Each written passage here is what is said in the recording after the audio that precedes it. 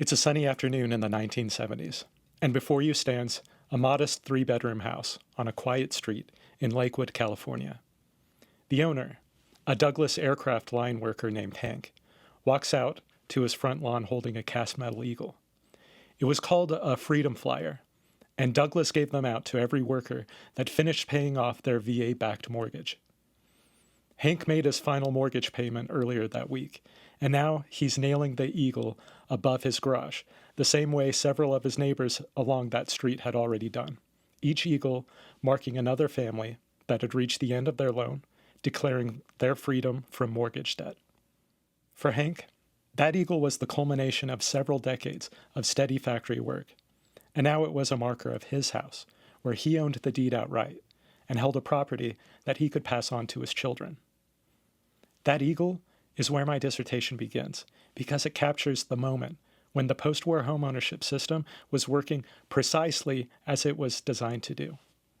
However, although Hank could not have known this, the ground beneath that home was already beginning to shift. The very system that allowed Hank to take ownership of that home was slowly being altered.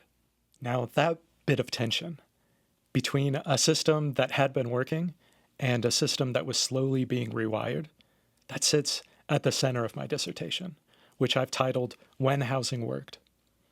My research question is this: how was post-war American homeownership reconfigured across the 6 decades between 1945 and 2008, from an institution organized around family stability into one increasingly organized around financial extraction? This question matters because homeownership has been the backbone of the American middle class for generations.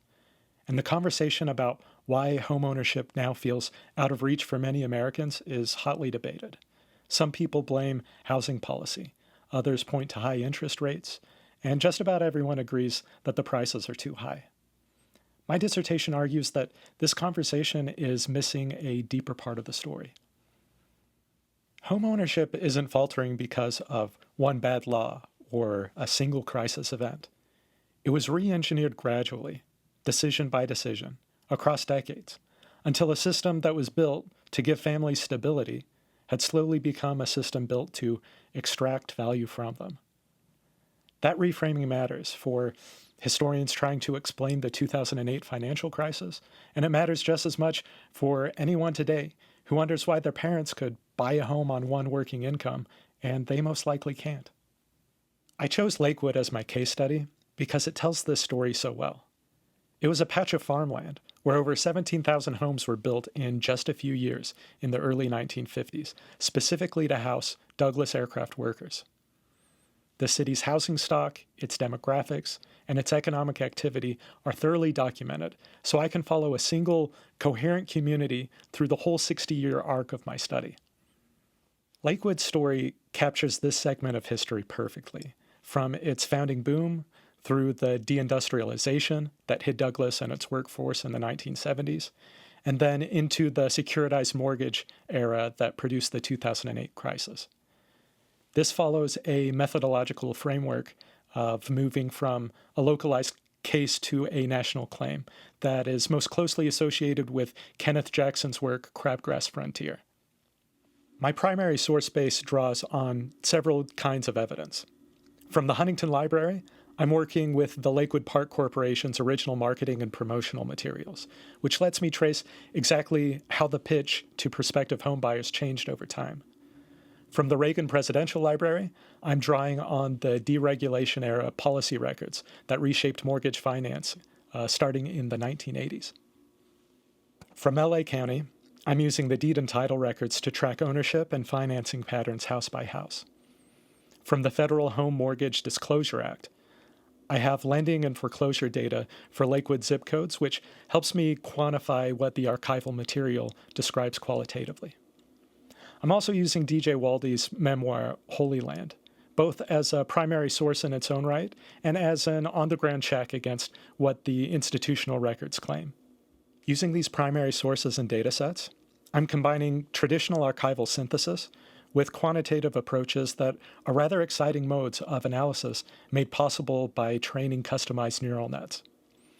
I'm building a longitudinal computational text analysis of the Lakewood Park Corporation's marketing language, tracking how the sales pitch shifted over the decades from language about family, stability, and community toward language more about investment and asset appreciation. Alongside that, I'm pairing the HMDA lending and foreclosure data with the actual deed records to quantify housing outcomes at the neighborhood level over time. I've identified and searched this material through recognized scholarly databases and the federal HMDA data portal for the lending records themselves. So every claim I make is anchored in material that my committee can independently verify. This project builds on a strong body of existing scholarship. Kenneth Jackson's Crabgrass Frontier established the founding synthesis of suburban history that my case study methodology follows. A later generation of scholars like Thomas Sugru, who wrote of redlining and racial exclusion, corrected that synthesis by showing how deeply race shaped who could access this system in the first place. My contribution sits closest to a newer wave of consumption and political economy historians, including Elizabeth Cohen, who've shown how deeply homeownership was always intertwined with consumer finance. I extend that conversation forward into the financialization era that those historians largely stop short of. Based on my research so far, when all of my archival work and analysis is finished, I expect this dissertation will ultimately demonstrate that homeownership's structural change as an institution wasn't caused by a single crisis or a solitary villain. It was a gradual reconfiguration of the policy, industry, and the financial ecosystem surrounding it. The important takeaway will be that this change slowly reoriented the purpose of a home from a place to build a stable family life into an asset to be leveraged and extracted from. And if that argument holds up under the archival evidence, it reframes 2008 not as an aberration, but as the eventual consequence of decisions made steadily across 6 decades. And it may even inform how we can think about solving the affordability crisis that we're living through today. I'd like to close this defense by returning to that suburban home that we started at, with Hank and his Freedom Flyer Eagle. He believed he'd reached the end of the story, a paid-off house, a secure family, and a future to hand down. My dissertation argues that moment was actually the hinge point, the final years where the system worked exactly as intended before it began quietly changing for his children and grandchildren. So now the status of my dissertation is as follows. I've identified my sources, I've built my methodology, and have written the first chapter. What remains is the archival fieldwork at the Huntington and Reagan libraries, so I can complete the deep research that will let me tell this story with the full evidentiary weight that it deserves. Thank you for watching my defense, and I welcome any questions that you have regarding this project.